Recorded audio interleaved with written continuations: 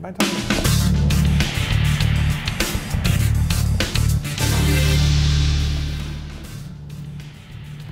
Olá, bom dia a você, telespectador da Band. Estamos começando agora a primeira edição do programa Band Entrevista. Ao meu lado, na apresentação do programa, o jornalista Gustavo Negreiros. Bom dia, Gustavo. Bom dia, Jenner. Bom dia a você, telespectador da Band. Estamos começando hoje, aqui na Band, uma parceria que já deu certo no rádio. No Band Entrevista, você vai conferir nossos comentários sobre as principais notícias da semana. Uma revista eletrônica sobre o que foi destaque na política e na economia do Estado e do país. E claro, de uma maneira analítica, leve e descontraída, sem perder a seriedade do jornalismo. Agora vamos aos destaques da nossa primeira edição do Band Entrevista. Jair Bolsonaro ou Fernando Haddad? Brasileiros vão escolher amanhã o futuro presidente para os próximos 4 anos. Qual Brasil vai sair das urnas? Brasileiros vão decidir entre a direita e a esquerda.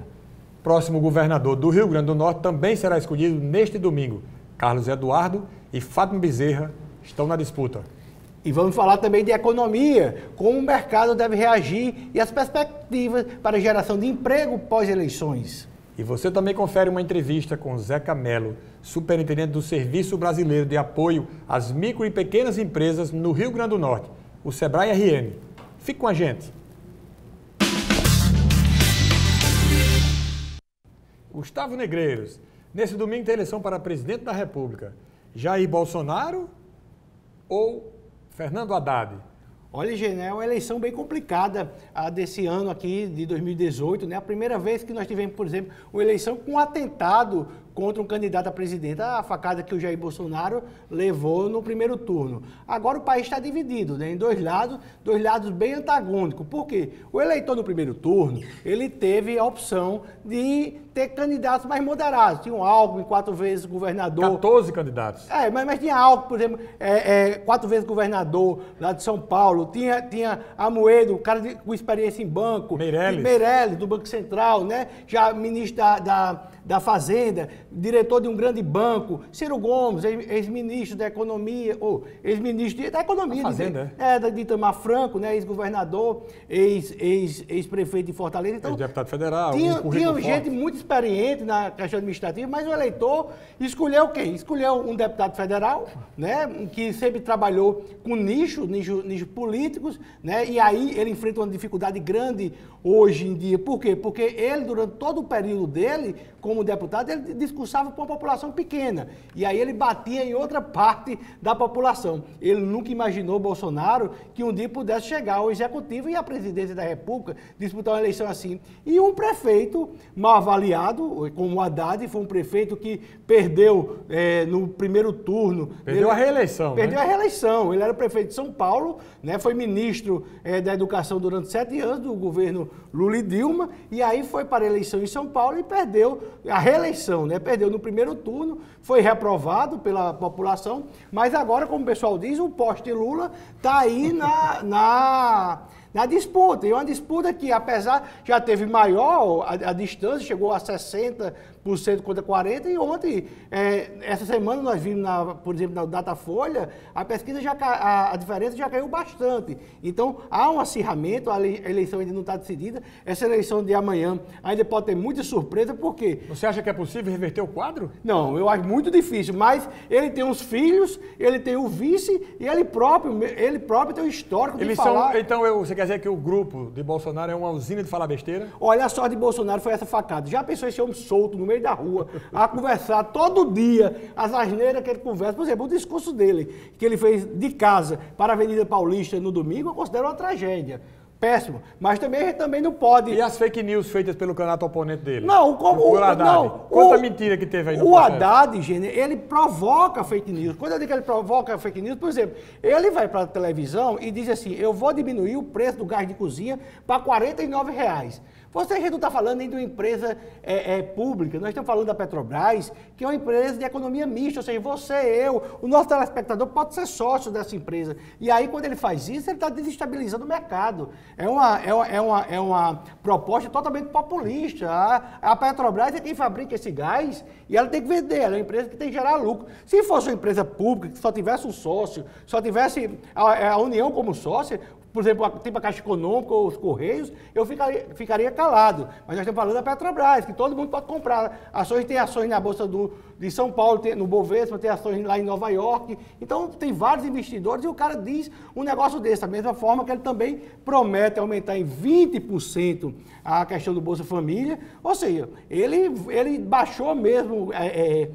em relação a essas propostas, né, ele baixou completamente o respeito em relação ao mercado e também perdeu qualquer pudor. Ô, Gustavo, não seria isso fruto do marketing do desespero de quem sabe que a perspectiva enorme é de não obter sucesso nas urnas neste domingo? Sim, talvez. Eu acho que isso ele foi orientado. Por quê? Porque há um clamor, por exemplo, são 60 milhões de pessoas que recebem esse Bolsa Família. Se aumenta 20%, você atinge aí já o suficiente para... E quem paga a conta? Quem paga a conta somos nós. Nós estamos pagando essa conta há 16 anos, porque faz 16 anos que o PT administra o país. E por que 16 anos? Você pode dizer, até não, Gustavo, foram só 13 anos. Eu digo 16 anos porque o PT elegeu 3 presidentes da República. Foram 4 eleições que o PT venceu. Eu sei, mas ele elegeu 3 presidentes. Não, ele elegeu Dilma pela segunda vez. Foram 2 presidentes durante 8 anos. Não, mas o Temer não é o presidente atual? Sim, mas... Ele foi eleito pelo PT. Lula foi eleito 2 vezes, Dilma 2 vezes. E na segunda vez, Temer estava atrelado a Dilma. E Temer não era um estranho de Dilma, não. Temer foi eleito... Também, na primeira vez que ela foi presidente, ele foi o vice-presidente dela eleito. Deixa eu interromper você aqui e dizer o seguinte.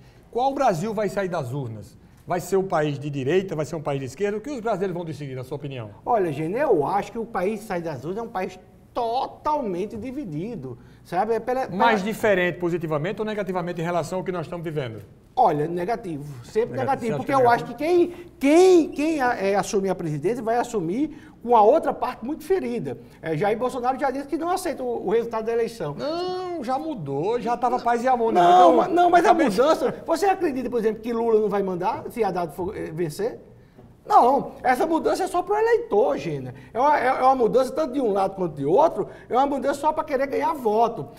O PT continua vermelho, Lula continua a mandar, aliás, Haddad continua a não acreditar em Deus. Aliás, você está verdinho, hein, Gustavo? É um verdezinho oliva, não é? Não, mas não tem nada a ver com o exército, não. Eu não sou muito fã desse pessoal do exército, não, sabe? Apesar que no Brasil, o Brasil está um país meio esquizofrênico. Capitão, general batendo continência para capitão. Não, isso aí é outra coisa. A esquizofrenia que você fala aí tem outro propósito. Porque aqui é o seguinte, na hora que um capitão vai para o voto popular, acaba essa história da hierarquia entre o capitão e o general. Não, lógico mesmo. A hierarquia é entre o presidente, o eleito, ou o deputado, ou o parlamentar. Não, mas ele, o próprio Jair Bolsonaro, ele se diz o capitão. Eu sei que os dois estão na reserva, tudo é um marketing. Mas é porque é o seguinte, quem produziu Jair Bolsonaro, Gina, foi o PT. Foi o PT quando deixou essa violência que assola o país, que assusta a gente. Vou dizer uma coisa a você. Que a gente não pode sair nas ruas, Gina. Eu fui questionado sobre isso aí, eu estava dizendo o seguinte, Gênia, a sua visão como um sociólogo, um cara que participa do processo de comunicação, como é que você avalia essa pseudo-reprovação enorme ao PT? E aí eu estava fazendo um exercício e dizendo o seguinte, a sociedade brasileira cansou de ter, sobretudo as fazendas serem invadidas por movimento de trabalhadores sem terras, as propriedades urbanas serem invadidas por movimento de trabalhadores sem teto, as estradas, as BRs serem bloqueadas. Esse ano eu fui 8 vezes a Recife e 2 fiquei preso em bloqueio. Eu fiquei preso uma vez em Goiânia também. Uma vez eu passei 4 horas preso. A sociedade cansou das avenidas serem fechadas por quaisquer movimento de protestos e a gente ficar preso sem poder sair, sem poder caminhar. Isso para não dizer mais outras coisas. O descompasso, a leniência do Estado, a ausência absoluta de ordem. A sociedade, na minha opinião, cansou disso. E isso está se refletindo num conjunto de outras coisas que também tiveram digamos assim, a rejeição da sociedade e aí deu no que deu. Mas como é que um policial, Gênero, pode ir para a rua combater a criminalidade? Se ele der um tiro, o Ministério Público vai em cima dele. Ele vai ficar impedido de ter promoção. O policial hoje é acuado. é acuado. Então, de qualquer forma, a questão, você vê a polícia o tempo todo, vários policiais votando em Bolsonaro, por quê? Porque ele quer ter alguém que confie no executivo, certo? Na verdade, o que é que nós temos ontem, por exemplo, essa semana, Lewandowski mandou soltar todas as presas que estavam em execução de pena já, ou seja, na execução da pena, condenadas em segunda instância. As grávidas e ou até, as que têm filho pequeno. Até 12 anos. Mas no Código de Processo Penal, gente, eu acho artigo 312, diz assim... Deixa eu dar uma vez aqui. Deixa eu dar uma vez aqui. Está falando agora o advogado. Não, o mas jornalista se ausentou e fala o advogado. Não, mas é isso. Rapidinho, porque eu quero falar sobre o governo, a disputa para o governo. Mas é isso. Poderá o juiz. Ele já coloca todo mundo no mesmo enquadramento. Sabe para quê? Para justificar a soltura de quem é condenado em segunda instância. O Brasil não está acostumado até hoje a condenar gente que tenha poder, gente que tenha dinheiro. Isso é tudo novo. O Sérgio Moro, ele quebra um paradigma. Vamos passar agora o seguinte. O próximo governador do estado do Rio Grande do Norte também será escolhido neste fim de semana. Carlos Eduardo e Fátima Bezerra estão no páreo. E aí, Gustavo?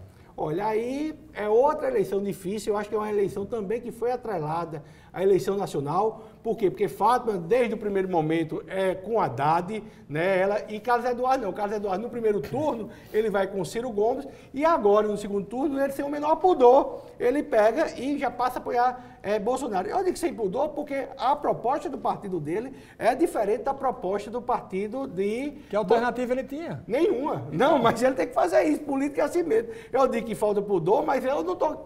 Eu digo porque é comandalista, mas ele não tinha outra questão. Você tem uma candidatura vinculada do lado do PT com o presidente da República e a candidata governadora. Do outro lado, você tem um candidato a presidente da República, de outro bloco, mas com candidato a governador sem alternativa. Acho que o caminho que ele tinha era esse. Justamente, o eleitor, ele vai, por exemplo, se você pegar a Fátima Bezerra, a pauta dela nesses últimos 3 anos e 8 meses, 10 meses de governo, de Senado dela. Ela viajou 26 vezes para outros países. Ela não mandou um centavo aqui para o Rio Grande do Norte de emendas para a área de segurança pública. Ela não propôs uma audiência pública para tratar de segurança pública, nem muito menos fez um projeto de lei também para a segurança pública. Eu estou falando muito de segurança pública por quê? Porque nós vivemos uma crise grande. É um bom problema hoje no nosso estado. E, de qualquer forma, o governador é o comandante em chefe da Polícia Militar. Então, é muito importante seguir os passos. Já Carlos Eduardo, ele carrega o sobrenome Alves. O eleitor deu um recado grande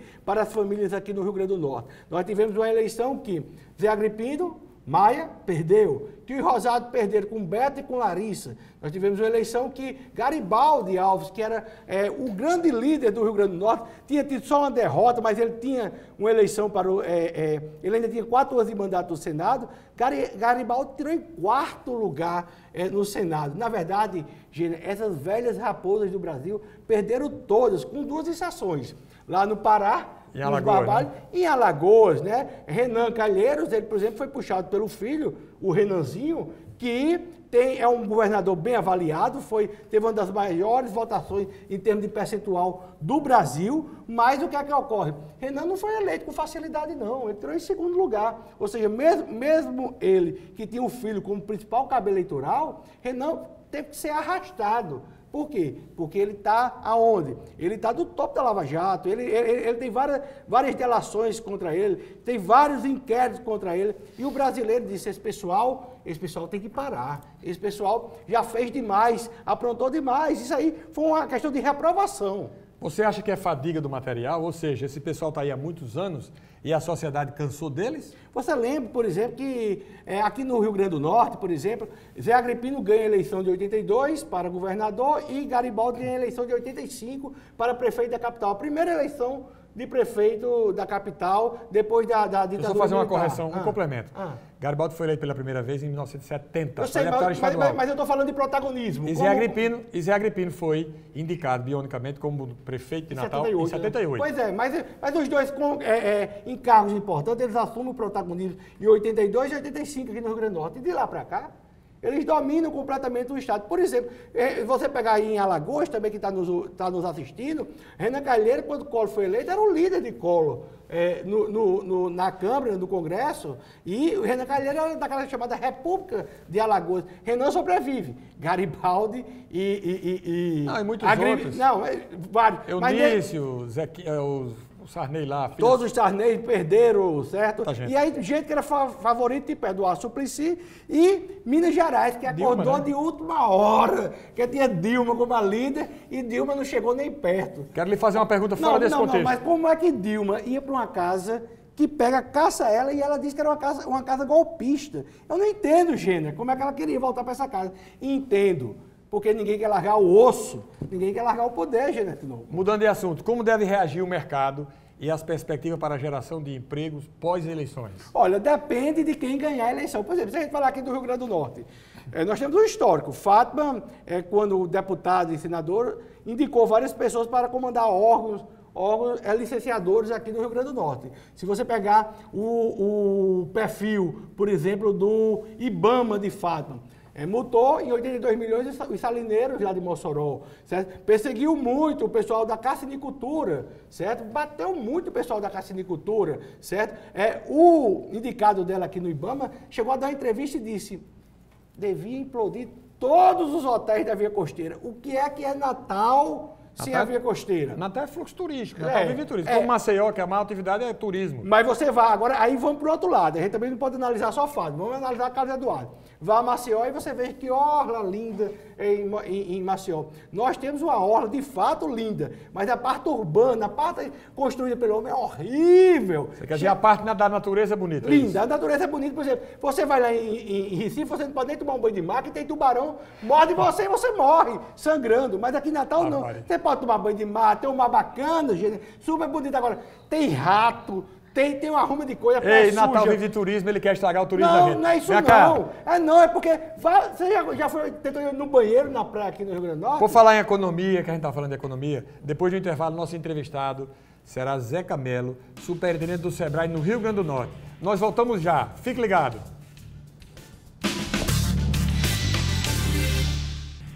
Nosso convidado para a entrevista do programa de hoje é o superintendente do Sebrae no Rio Grande do Norte, Zeca Melo. Bom dia, Zeca Melo. Bom dia, amigo. Prazer grande estar aqui na Band, nesse primeiro programa Band Entrevista. Para uma honra. A satisfação é nossa. Zeca Melo, que é uma referência de eficiência à frente de uma instituição como o Sebrae, que é a principal, talvez a única instituição que dá efetivamente suporte aos pequenos e aos micro e pequenos negócios em todo o estado do Rio Grande do Norte. Que perspectiva você imagina, Zeca Melo, que as empresas pequenas ou micro terão a partir de 2019 com um novo governo que sairá das urnas amanhã? Eu acho que o governo novo é sempre melhor, sabe? Eu acho que existe o país está retomando, né? Que você veja, hoje mesmo a gente estava vendo nos jornais do Sul, que a arrecadação melhorou muito, né? A arrecadação de impostos federais. Aqui no Rio Grande do Norte, o CMS vem crescendo. Aqui no Rio Grande do Norte, nós tivemos uma retomada boa do emprego. O primeiro semestre foi muito ruim, mas julho, agosto e setembro, nós já estamos com um número positivo da ordem de 3.500 novos empregos. Esses empregos são todos, nas empresas com menos de 20 pessoas, nas micro e pequenas empresas. Eu acho que vai haver um respiro. Evidentemente que o mercado tem suas preferências, que eu não vou declinar aqui, mas os telespectadores sabem quais são. Se informe, né? O ambiente é hostil para quem quer investir? O ambiente é onde? Aqui ou no Brasil? Não, o ambiente é mais hostil no Rio Grande do Norte. Sim. Sabe? Mas tem mudado? Tem mudado. A gente conseguiu aprovar uma legislação ambiental interessante para a pequena empresa, ainda no governo de Rosalba. Essa legislação possibilitou o governo Robson ter esse imenso sucesso que ele teve no IDEMA, na velocidade do licenciamento ambiental. As licenças ambientais. Por conta de um sistema chamado CIRLIA, que é um sistema de licenciamento ambiental eletrônico que facilita o pequeno. Nós tivemos a aprovação da Lei do Queijo, que foi um grande avanço no Rio Grande do Norte. Cassinicultura, né? Estou falando de pequeno especificamente. Nós tivemos também uma simplificação muito boa da legislação de segurança no Corpo de Bombeiro, no entrosamento bom, mas eu acho que ainda pode melhorar muito. O que pode melhorar? Eu acho que a gente tinha, primeiro que a gente não tem uma legislação específica, a gente não tem uma lei geral da pequena empresa do Rio Grande do Norte. Não foi aprovado na Assembleia? Não. Nós temos, em fase final de análise, que a gente, na Câmara, a estadual não foi nem encaminhada. Aí você vai discutir simplificação, desburocratização, compras governamentais. Como é que andam as compras governamentais aqui no Estado? Com um grande potencial. Tem algum benefício para pequeno e... Não, os benefícios da lei geral, federal, com muito receio. Porque quem é que vai vender para não receber, Gustavo? É verdade. Entendeu? Então a gente tem que ter atrelado ao programa de compras governamentais um mecanismo financeiro de pagamento ou de desconto através de uma instituição de crédito como a agência de fomento. Ou seja, seria um grande projeto. E eu também acredito que seria oportuno a gente ter uma grande campanha como a gente teve no passado. A gente teve no Compro, que é daqui, sabe? Eu acho que existe no Rio Grande do Norte, assim, uma vontade muito grande, tá certo? E as pessoas nem conhecem o que a gente produz. Deixa eu lhe fazer uma pergunta. Eu acho que um Compro que é daqui mais estruturado também seria uma boa alternativa. Quero fazer uma pergunta fora de contexto, desse contexto especificamente. As micro e pequenas empresas sofrem com a venda através do e-commerce dos mercados maiores? As pessoas compram pela internet e vendem de São Paulo, vendem de fora? Há essa invasão de produtos vindos de fora em prejuízo das pequenas e microempresas daqui? Eu acho que a questão da transformação digital, que para mim é uma fatalidade, e o e-commerce está inserido nesse contexto, né? Inserido no contexto é uma coisa do seu tempo, não? Inserido no contexto. Mas estão inseridos nesse contexto, entendeu? É uma grande oportunidade. É uma grande oportunidade, entendeu? Eu acho que pode ser uma grande oportunidade. Agora, o e-commerce está revolucionando o varejo do mundo todo, né? Evidentemente que aqui o Sebrae está preparado para essa transformação? Ou seja, tem alguma ação nessa área? A gente acabou de fazer, semana passada, segunda e terça, um grande evento em transformação digital. Essa é uma das prioridades do Sebrae para o futuro. Vocês criaram lá um laboratório digital? Nós temos um lab funcionando a pleno vapor. Fiquei muito feliz que essa semana tinha uns rapazes e uma moça muito bem vestidos. Eu fui lá perguntar o que era a turma da engenharia da produção da UFRN que escolheu o nosso Sebrae para tirar as fotografias de formatura. Você acha que hoje pode se abrir uma empresa com um menor investimento, já que não existe mais aquela questão física de ter um prédio, de ter... Muitas empresas nascem apenas no mundo virtual, daí cresce. Inclusive, grandes empresas mundiais como a Microsoft, né, ela vem de inteligência. Ou seja, aqui no estado, um estado que a gente só tem aquele setor primário, sal, petróleo, né? Assim, não são produtos que tenham valor agregado. A gente pode trabalhar hoje com a inteligência? Pode. E outra coisa, ele falou sobre petróleo aí, deu uma panorâmica do papel que o Sebrae pode desenvolver na área de petróleo, esse petróleo de terra. Primeiro, no caso da primeira pergunta que ele fez, eu acho que pode. O problema da microempresa não é você formalizar. Você formaliza uma empresa no Brasil em 5 minutos. Você tira o seu CNPJ. O problema é você operar. Entrar em operação. Tirar os alvarás, as licenças. Essa que é a questão. É aí que a gente tem que trabalhar. Entendeu? Agora, nós temos um exemplo bastante exitoso e pouco conhecido, que é essa questão que a gente está trabalhando com startups, né? O trabalho que é feito pelo Metrópole Digital. Né? A gente está toda hora a gente fica dando exemplo negativo e a gente tem, eu acho que foi a coisa mais importante que aconteceu aí do ponto de vista de empreendedorismo no Rio Grande do Norte nos últimos anos, foi a implantação e a operação do Instituto Metrópole Digital, que transformou-se num parque tecnológico. Ou seja, que pode colocar o Rio Grande do Norte em outro patamar. Isso. Essa questão do petróleo. Eu acho que o petróleo é uma das maiores oportunidades de crescimento econômico que o Rio Grande do Norte tem hoje. Explique rapidamente. Porque a Petrobras resolveu se desvencilhar. Sair da produção onshore, da produção interna. Então, como parou de perfurar, parou de explorar, parou de produzir, nós passamos de 100 mil barris para 50 mil. A gente está discutindo a possibilidade, né, da Petrobras privatizar 33 poços, que equivale a 15 mil campos de petróleo, né, no estado. A boa notícia é que os dois candidatos, né, que disputarão a eleição amanhã, tanto o Carlos Eduardo como Fátima, toparam e vão apoiar, e eu acho que significa um novo marco aí, uma nova fronteira para o crescimento econômico do estado. Gustavo Negreiros, o tempo voou. Nossa primeira edição do Band Entrevista fica por aqui, Gustavo. Olha, nós estamos terminando aqui. Não, calma. Agradecer a Zé Camelo, né, que é uma honra conversar com você, né, um exemplo aqui de tanto de empreendedor como de administrador, né, que o Sebrae ajuda muitas empresas. Obrigado pela participação. Eu agradeço e colocamos aí à disposição do programa e da Band, que é a nossa parceira. Um bom fim de semana a todos, juízo na votação de amanhã. Né? E nós voltamos no outro sábado com mais uma edição do Band Entrevista. Gente, deu certo, né? Deu. Pois é. Como sempre. Esperamos vocês próximo sábado. Até lá. Fique ligado. Um abraço.